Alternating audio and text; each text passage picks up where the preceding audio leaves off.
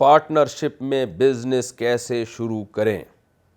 دو partner میں جب business start up ہوتا ہے تو جو معاہدہ ہوتا ہے اس کو سنت نبوی کے طریقے پر کس طرح طے کریں گے،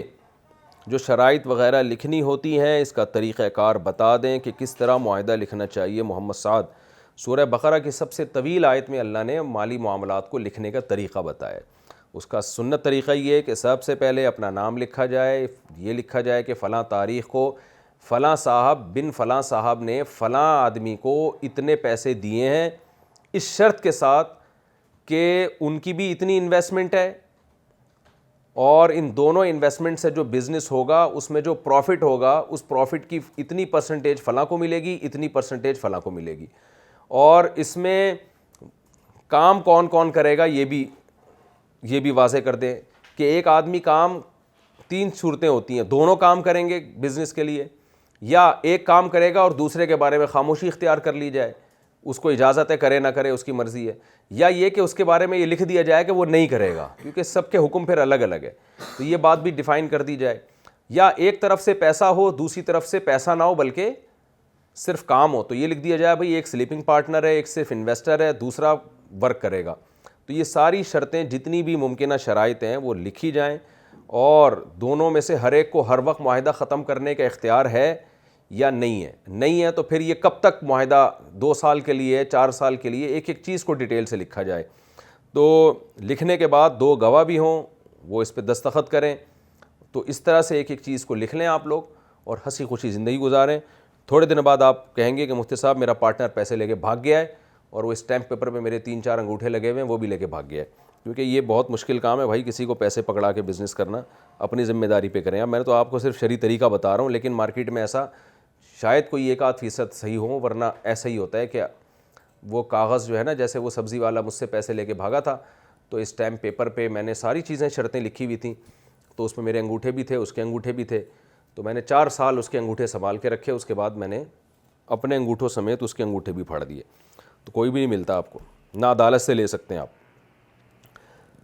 ہر رکعت میں حمدن کثیرن طیبن مبارکن فیہ کہنا کیا صحیح ہے؟ کیا فرض، سنت اور نفل کی ہر رکعت میں رکوع سے اٹھ کر ربنا لک الحمد کہنے کے بعد حمدن کثیرن طیبن مبارکن پڑھنا ٹھیک ہے؟ بنت اسحاق راولپنڈی سے، جی بالکل ٹھیک ہے، بلکہ زیادہ باعث ثواب ہے۔ یہ صرف ربنا لک الحمد بھی کہہ سکتے ہیں، ربنا ولک الحمد بھی کہہ سکتے ہیں، ربنا لک الحمد حمدن کثیرن طیبن مبارکن فیہ یہ بھی کہہ سکتے ہیں۔ گھر کے مشترک پیسوں میں زکوٰۃ کا طریقہ۔ میں والدین کا اکلوتا بیٹا ہوں، میرے ابو فوت ہو چکے ہیں، اللہ مغفرت فرمائے ان کی، میری امی کی اچھی پینشن بھی ہے اور بیوی بھی ٹیچر ہے، میں گھر کا واحد انچارج ہوں۔ سبحان اللہ، واحد گھر کا انچارج ہمیشہ ایک ہی ہوتا ہے، 4-8 نہیں ہوتے میرے بھائی، وہ گھر نہیں، پھر وہ تو ایک یوں سمجھیں کہ وہ ایک متنازع علاقہ بن جائے گا۔ گھر کا نظام اکٹھے چل رہا ہے، ان اکٹھے پیسوں پہ زکوٰۃ کا کیا طریقہ ہوگا؟ فرحان لکی مروت سے۔ دیکھیں، گھر کی آمدن مشترک آ رہی ہے تو کسی بندے کے ہاتھ میں آتی ہوگی نا، وہ اس سے سامان لاتا ہوگا، چیزیں لاتا ہوگا، تو کرنا یہ ہے کہ جو زکوٰۃ جو بندے کی جس وقت زکوٰۃ فرض ہوتی ہے، جو زکوٰۃ کا ایک نصاب ہے، میرا ایک آڈیو بیان یوٹیوب پہ موجود ہے بہت پرانا، زکوٰۃ کے مسائل، تو جب بھی جو صاحب نصاب بنا نا، جیسے آپ کی وائف کماتی ہیں تو ان کے پاس اتنے پیسے جمع ہو گئے جس دن کہ وہ صاحب نصاب بن گئیں، تو وہ تاریخ ان کی فرض ہو جائے گی، اگلے سال اسی تاریخ پہ انہوں نے زکوٰۃ نکالنی ہے۔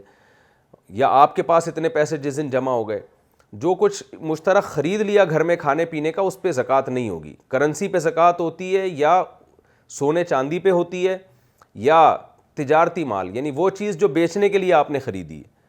تو بیچنے کے لیے اگر مشترک پیسوں سے خریدی ہے تو وہ سب کا مشترک سمجھا جائے گا، اس میں دیکھا جائے کہ بھئی کس کی کتنی انویسٹمنٹ ہے، اگر یہ نہیں پتہ چل رہا تو سب کی برابر سمجھی جائے گی، تو اس میں سب کی زکوٰۃ برابر ہوگی۔ اور اگر کیش کی صورت میں پڑا ہوا ہے تو آپ کے پاس کل کیش کتنا ہے سب مکس ہو گیا ہے، تو جس کی جیب میں جو کیش ہے وہ اس کی زکوٰۃ دے دے اگر صاحب نصاب ہے، اور جو مشترک پینٹ میں آپ کے پڑے ہوئے ہیں، بٹوے میں پڑے ہوئے ہیں، یا اکاؤنٹ میں پڑے ہوئے ہیں مشترک پیسے، تو اگر سب کا حساب الگ الگ پتہ ہے کہ اس میں بیگم کے اتنے آپ کے اتنے ہیں، تو اس حساب سے ہر ایک اپنا 2.5% دے دے، اور اگر پتہ ہی نہیں چل رہا تو پھر سب کے برابر سمجھے جائیں گے، پھر پورے سرمایے پر 2.5% دے دیں گے تو سب کی زکوٰۃ ادا ہو جائے گی، لیکن زکوٰۃ دینے سے پہلے ان کو بتانا ضروری ہے